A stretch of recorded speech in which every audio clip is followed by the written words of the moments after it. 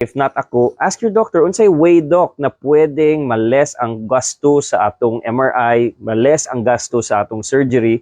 So, this patient, wa ni siya naka-decide og surgery dayon because obviously, financial issues, daghan ingon nani financial issues.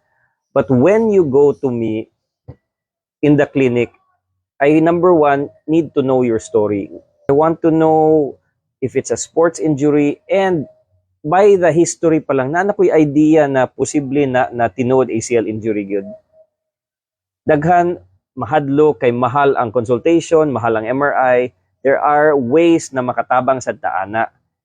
So, for MRI na mahal, of course, I will be able to help you. If not ako, ask your doctor, unsay way doc na pwedeng males ang gasto sa atong MRI, males ang gasto sa atong surgery because financially, doc, na ako'y issues among family. Pwede na ang inyong doktor maghuna-huna og ways para makatabang ninyo here in Cebu City na ay mga gitawag og CHAMP, no? That is a government office na mo help sa expenses sa hospital.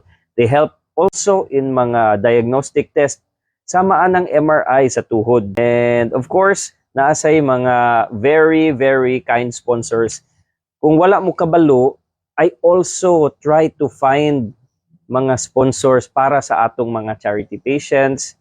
A lot of our patients mag-anxiety, mahadlok, and wa na sila kibaw unsay ilang buhaton. So what we're going to do now is we're going to find ways to put the ability back in your life para makadagan mo balik swim, bike, run, basketball, soccer, taekwondo. We're going to put the ability back in your life.